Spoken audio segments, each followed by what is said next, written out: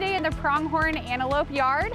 We have 4 pronghorn antelope, but they are super cool animals. They're actually the second fastest land animal in the world. So they're second to cheetah.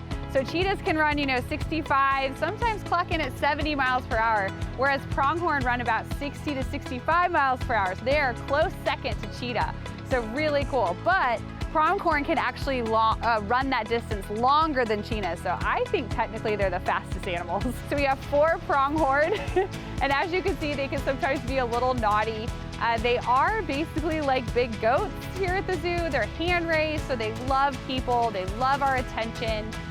In the wild, I highly do not recommend going up to a pronghorn though. They're probably just gonna run away. Pronghorn can run at speeds of over 60 miles per hour. And what I love about pronghorn, besides that they're crazy fast, is that whenever they get, a little scared or they need to run or they have a moment where they're like, they have a mane. So this fur right here on the back of their neck actually stands completely up.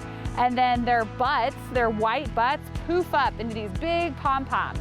And so it's really, really cool. So they appear bigger, right? So whenever they're scared or whenever they're running away from a predator, that helps the predator think, oh wait, that might be something that's not worth eating.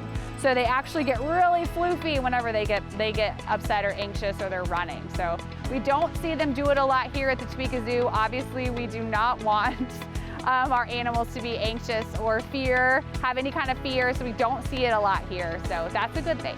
But yeah, so they are hoofed, what we call hoof stock. They are hoofed animals. They're closely related to deer, even giraffe, animals like that have hooves. So we do have to make sure that we're maintaining their hooves. That is something that we work on with our animals. Here is hoof trims. It's very similar to receiving a pedicure. You always want to make sure you're taking care of your feet as well as our animals' feet.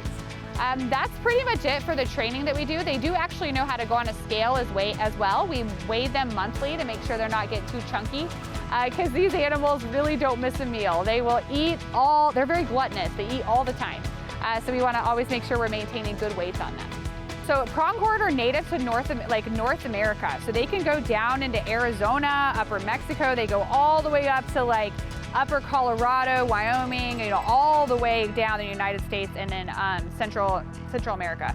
So it's really cool. They have a very wide range. They're not endangered in any way. They're least concerned. So they're doing really well in the wild. 3 of our pronghorn were actually born in a zoo. They were all born in a zoo in western Kansas.